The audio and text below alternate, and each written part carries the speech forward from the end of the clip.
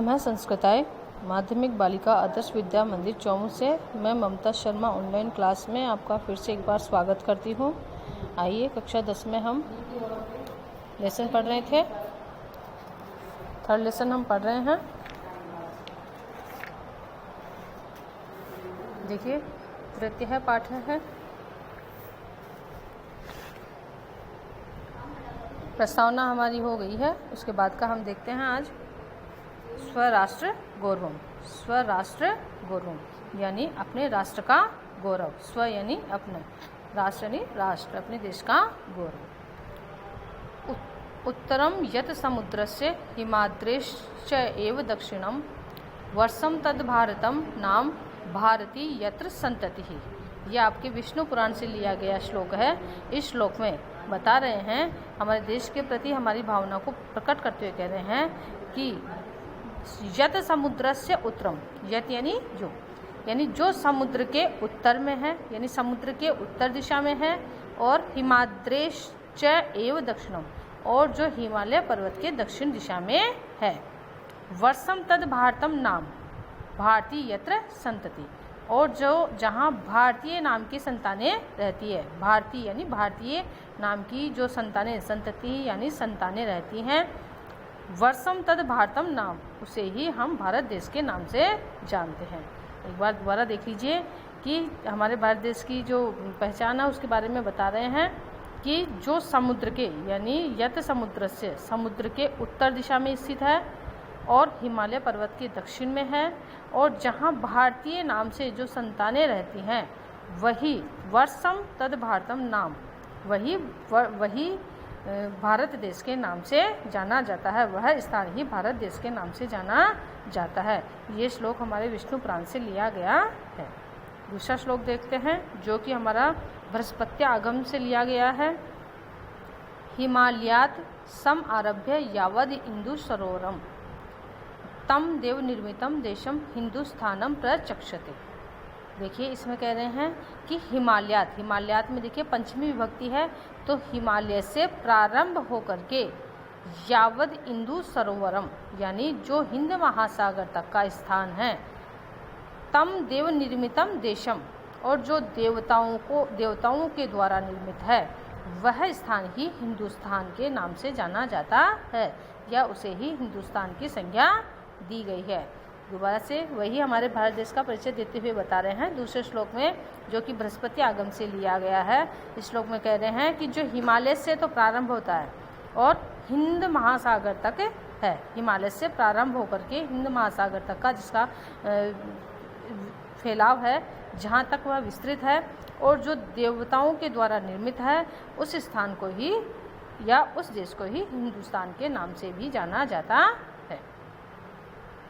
तीसरा देखते हैं, गायन्ति देवाः किल गीतकानि धन्यास्तु ते भारत भूमि भागे स्वर्गा अपवर्गास्पद मार्गभूते भवन्ति भूयः पुरुषः सुरत्वात्। ये हमारे विष्णु पुराण से लिया गया श्लोक है।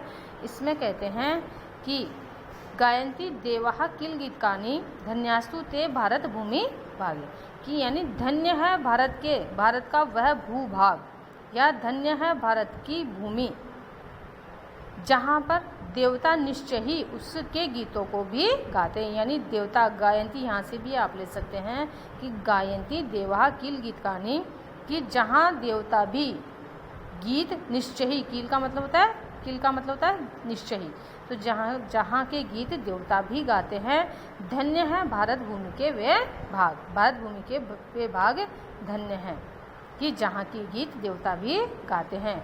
स्वर्ग और अपवर्ग, यानी स्वर्ग और अपवर्गात का मतलब होता है मोक्ष, यानी जो स्वर्ग और मोक्ष की प्राप्ति का स्थान है, यानी स्वर्ग की प्राप्ति करने का, स्वर्ग प्राप्त करने का और मोक्ष की प्राप्ति करने का जो मार्ग है, कौन है, वो स्थान भी हमारा भारत देश है। और जहाँ भवन्ति भूयः पुरुषः सुरत्वात्, और जहाँ पर सूर्य यानी देवता भी बार बार में, भूय यानी बार बार में पुरुष होने की इच्छा रखते हैं, अर्थात वहाँ पर जन्म लेने की इच्छा रखते हैं। कहाँ रखते हैं? हमारे भारत भूभाग पर, हमारे भारत की भूमि पर, जहाँ देवता भी बार बार में जन्म लेने की इच्छा रखते हैं। और इस भारत की धरती को किस तरह की माना गया है? यहाँ स्वर्ग और मोक्ष की प्राप्ति का एक मार्ग स्वरूप इसको बताया गया है।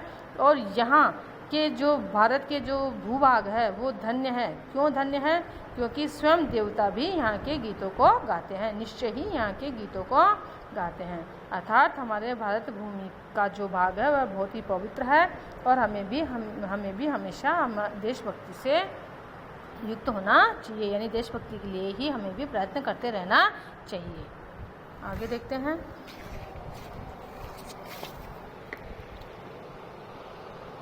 आगे का श्लोक है बृहद नारदीय पुराणम। बृहद नारदीय पुराणम से लिया गया है। संप्राप्य भारतीय जन्म सत्कर्मसु परांग मुख है, पीयूष कलशम हित्वा विश्व भांडम उपाश्रित है। अब इसमें कवि कहते हैं कि संप्राप्य भारतीय जन्म सत्कर्मसु परांग मुख है, यानी संप्राप्य, सम उपसर्ग है, प्रा आप धातु है और लप इसका प्रत्यय है। भारतीय यानी भारत में, जन्म सत्कर्मसु यानी कह रहे हैं, कवि कहते हैं कि जो मनुष्य भारत में जन्म लेकर के भी, यानी भारत में जन्म लेने का सौभाग्य प्राप्त करके भी सत्कर्मसु परांग मुख है, यानी सत्कर्मों को करने से विमुख रहता है। पीयूष कलशम हित्वा, वह किसके समान होता है? पीयूष कलशम हित्वा, यानी जो अमृत का कलश, अमृत रूपी जो कलश होता है उसको छोड़ करके विश्व रूपी भांड को प्राप्त करने वाले के समान होता है।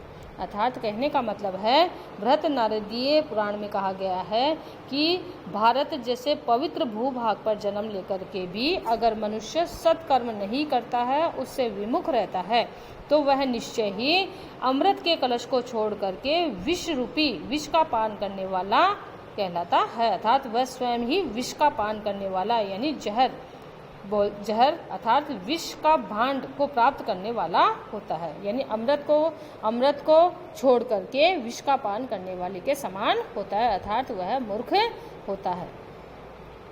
इसलिए हमें हमेशा सत्कर्म करते रहना चाहिए, क्योंकि ये हमारा सौभाग्य है कि हमने भारत की जन्मभूमि पर जन्म लिया है, भारत की पवित्र जन्मभूमि पर जन्म लिया है। और जहाँ पर क्यों लिया है, क्यों पवित्र मानते हैं इसको? क्योंकि देवताओं ने भी इस भूभाग पर जन्म लिया है और उसे पवित्र किया है। इसलिए हमें हमेशा सत्कर्मों की ओर लत रहना चाहिए, हमेशा सत्कर्मों में हमें युक्त रहना चाहिए। आगे मनुस्मृति से लिया हुआ श्लोक है, एतत् देशः प्रसूतस्य सकाशाद अग्र जन्मन है, स्वम स्वम चरित्रम शिक्षरेन पृथ्व्याम सर्व मानवाः। मनुस्मृति से लिया गया है। इसमें कहते हैं कि इस देश में, एतत् देशस्य प्रसूतस्य, यानी इस देश में जन्म लेने वाले सकाशाद अग्र जन्मन है, कि जो श्रेष्ठ जन है, अर्थात यहाँ श्रेष्ठ जन है, विद्वान हो सकते हैं, ब्राह्मण हो सकते हैं, बड़े बड़े महापुरुष हो सकते हैं। तो उनके बारे में कहा जा रहा है कि जो हमारे से पूर्व, जो हमारे अग्र जन्मन थे, हमारे से पूर्व जन्म लेने वाले जो श्रेष्ठ जन हैं, उनसे पृथ्व्याम सर्व मानवा, यानी इस पृथ्वी पर सभी मानवों को अपने अपने चरित्र की शिक्षा लेनी चाहिए। अर्थात मनुस्मृति में कहा गया है कि भारत देश में जन्म लेने वाले सभी मनुष्यों को अपने से अग्रजन, यानी अपने से जो श्रेष्ठ जन हैं, जिन्होंने इस भारत भूमि पर जन्म लिया है और जिन्होंने सत्कर्म किए हैं, उन लोगों से, उन महाअनुभवों से, महापुरुषों से अपने अपने चरित्र की शिक्षा लेनी चाहिए। ये हमें मनुस्मृति में कहा गया है। अगला श्लोक है, अज्ञातम है, अपि स्वर्णमयी लंका न मे लक्ष्मण रोचते, जननी जन्म भूमिश्च स्वर्गाद अपि गृहसी। अब इस श्लोक में कह रहे हैं, श्री राम है जो कि लक्ष्मण जी से कहते हैं कि हे लक्ष्मण, स्वर्णमयी लंका न मैं रोचते, कि मुझे ये सोने की लंका रुचिकर नहीं है, अर्थात ये सोने की लंका मुझे नहीं चाहिए, क्योंकि जननी यानी माता, जन्म भूमि से और जन्म भूमि अर्थात माता और जन्म भूमि स्वर्गात अपि गरीयसी, स्वर्ग से भी महान होती है, अर्थात स्वर्ग से भी श्रेष्ठ होती है। गरीयसी का मतलब श्रेष्ठ या महान, और स्वर्गात अपि, अपि यानी भी, यहाँ इसकी संधि कर देंगे, स्वर्गात धन अपि, और जन्म भूमि ही, यहाँ स का विसर्ग हो जाता है तो विसर्ग संधि हो गई है। तो इसलिए श्री राम लक्ष्मण जी से कहते हैं कि हे लक्ष्मण, कि मुझे सोने की लंका में कोई रुचि नहीं है, मुझे तो अपने यानी हमें तो अयोध्या वापस लौट चलना चाहिए, क्योंकि वो हमारी जन्मभूमि है और वही हमारी माता है।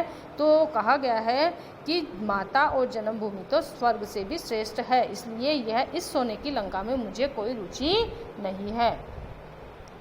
तो आज के लिए इतना ही काफ़ी है। आप इसका हिंदी अनुवाद अपने कॉपी में करेंगे। धन्यवाद।